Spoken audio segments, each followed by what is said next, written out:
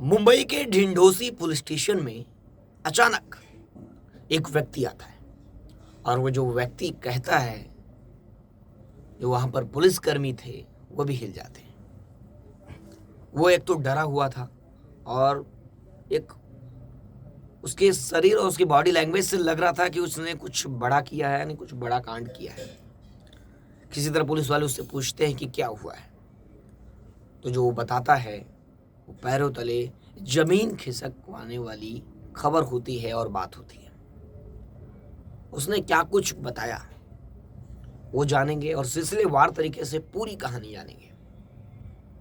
नमस्कार दोस्तों, मेरा नाम है ब्रिजेश यादव। फिर हाजिर हूँ क्राइम स्टोरी श्रृंखला के एक नए एपिसोड में।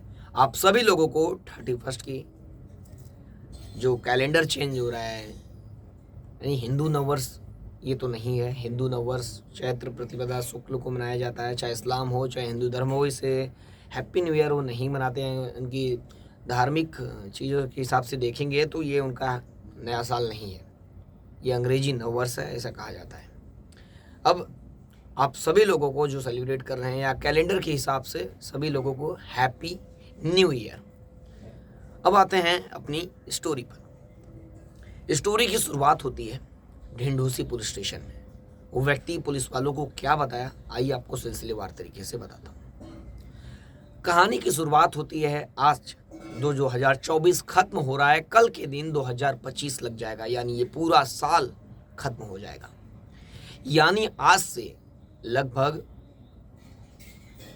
15 साल पहले 2009 में एक लड़के की मुलाकात होती है एक लड़की से। उस लड़के का नाम था नितिन झाबले। नितिन झाबले उस समय यानी आज 2024 में वह 32 साल का है। यानी आज से 2009 में वह लगभग 15, 16, 17 साल का शायद ही होगा। उस समय उसकी मुलाकात एक लड़की से हुई थी। लड़की का नाम था कोमल सेलार। कोमल सेलार से जब मुलाकात हुई, आज कोमल सेलार 25 साल की है, यानी आज से 2009 में शायद वो 10-11 साल की होगी शायद। दोनों की मुलाकात होती है। समय के साथ दोनों के बीच बातचीत शुरू होती है। धीरे धीरे सिलसिला लगा रहता है। लंबे समय तक ये सब कुछ चलता है। उनके बीच बातचीत अक्सर होती है। उस समय उस लोग छोटे थे। समय के हिसाब से समय का पहिया आगे बढ़ा और दोनों के बीच बातचीत का सिलसिला भी आगे बढ़ता रहा। कई साल बीते, धीरे धीरे साल बीता और समय के साथ दोनों का प्यार, यानी जो दोस्ती थी वो प्यार में बदल गई। अब दोनों बात करते करते करते धीरे धीरे कई साल बीते। छोटे थे, शायद स्कूल टाइम से वो दोस्त थे। धीरे धीरे प्यार में बदल गया। अब साल आता है 2009 के बाद साल 2019, यानी 10 साल बाद, एक डिकेड बाद, 10 साल बाद उन दोनों शादी करने का ठानते हैं कि अब वो दोनों शादी करेंगे। पहले तो परिवार वाले दोनों के राजी नहीं होते हैं, लेकिन किसी तरह वो लोग डिसाइड करते हैं कि वो शादी करेंगे और जाकर कोर्ट मैरिज करते हैं साल 2019 के अंदर। समय का पहिया आगे बढ़ता रहा और दोस्ती प्यार में बदली, बातचीत प्यार में बदला और अब दोनों किसी तरह शादी कर लिए। परिवार वालों का बहुत प्रेशर था दोनों के ऊपर कि परिवार वाले शादी के लिए सहमत नहीं थे। अब धीरे धीरे सब कुछ सामान्य था, लेकिन आगे जो होता है वो दिल दहला देने वाला होता है। फिर शादी किए 1 साल हो गया, साल 2020 आ गया। अब धीरे धीरे दोनों के रिश्तों में खटास भी आने लगी। खटास क्यों आने लगी? उन लोगों ने कोर्ट मैरिज तो किया था, लेकिन परिवार वालों को नहीं पता था। परिवार वालों को उन लोगों ने नहीं बताया था। उन लोग शादी कर लिए थे। दोनों परिवार वालों की वजह से अलग अलग रहते थे। ये अपना अलग रहता था, वो अपना अलग रहता था, बस बीच में दोनों मिलते थे। अब धीरे धीरे ये सिलसिला चलता रहा और रिश्तों में उनके दरार आने लगी। दरार इस कदर आई कि काफ़ी कुछ बदल गया आने वाले साल में जो लड़की है कोमल सिला, उसने लड़के के ऊपर एक केस ठोक दिया। केस ये था कि उसने उसकी तस्वीरों को, उसके इमेजेस को, उसके फ़ोटोज़ को वायरल किया। पुलिस ने मामला दर्ज कर लिया। अब उसके बाद जो नितिन है वो कहाँ चुप बैठने वाला था। समय के साथ रिश्तों में काफ़ी खटास आ चुकी थी। अब कोमल और नितिन में आरोप प्रत्यारोप का दौर शुरू हो चुका था और दोनों के बीच जमकर झगड़े होते थे। अब नितिन ने भी कोमल पर किसी और से अफेयर होने का आरोप लगाया, यानी कहे कि उसका किसी और के साथ अफेयर है। यानी दोनों के बीच जब झगड़े होने लगे तो दोनों एक दूसरे पर कुछ इस तरह के इल्ज़ाम लगाने लगे कि दोनों के बीच जो झगड़े हैं और बढ़ गए, दोनों के बीच विवाद बढ़ने लगे। ये वो नितिन कोमल को बोलता कि इसका किसी और के साथ चक्कर है, किसी और के साथ अफेयर है। इस बात को लेकर वो लड़ता, शायद वो शक करता था कि ये क्या करता था, वो बात में कितनी सच्चाई हो तो नितिन जानता होगा। अब कोमल भी इसका जो इमेजेस है वो वायरल करने की बात कहती है और नितिन कहता है कि उसने मेरी इमेज वायरल की। यानी दोनों के बीच आरोप प्रत्यारोप का दौर चलता रहा। फिर एक दिन आता है और एक समय आता है जब कुछ ऐसा होता है कि पूरा मोहल्ला, पूरा इलाका दहल उठता है। ये दोनों एक मलाड ईस्ट के ढिंडोसी कसम बाग इलाके में रहते हैं। अब ये दोनों कसम बाग इलाके में उनका एक दोस्त था, कॉमन दोस्त, जो दोनों जानते हैं। कॉमन दोस्त कहाँ रहता था? पार्वती बाई मोरे चौल के रूम नंबर 8 में, वहाँ पर ही रहता था।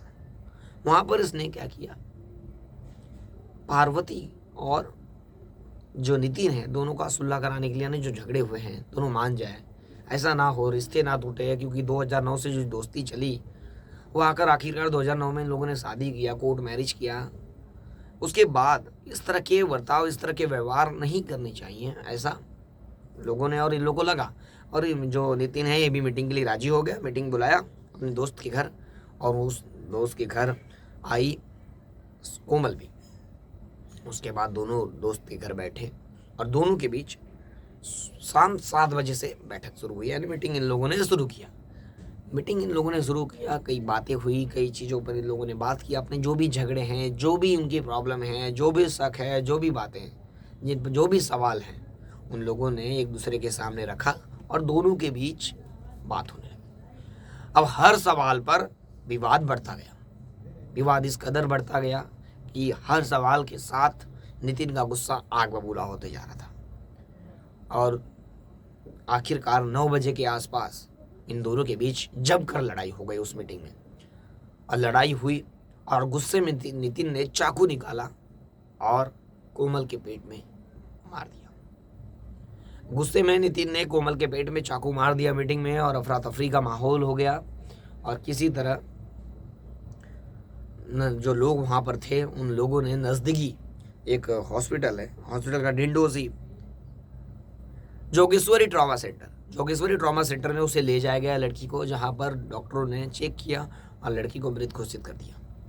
और सुबह होते ही जब पता चला कि पार्वती ख़त्म हो चुकी है, वो ऑफ हो चुकी है, डेड हो चुकी है, तो तुरंत वो जो नितिन था वो तुरंत कुछ मीडिया रिपोर्ट्स के हिसाब से वो पुलिस स्टेशन पहुंचा, वहाँ पर सरेंडर कर दिया। इन सारी बातों को बताकर जो मैंने आगे बताया कि पुलिस स्टेशन पहुंचा और कुछ ऐसी बात बताया कि पूरे पुलिस वाले हिल गए।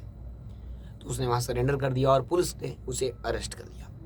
सरेंडर करने के बाद पुलिस ने अरेस्ट कर दिया और सारे सबूतों के साथ एविडेंस इकट्ठा कर रही है पुलिस और केस दर्ज कर आईपीसी की धारा 102(1) के तहत मामला दर्ज किया और कई और अन्य धाराओं के तहत मामला दर्ज कर पुलिस ने उसे अदालत के सामने पेश किया और 7 जनवरी तक उसे कस्टडी मिल गई है।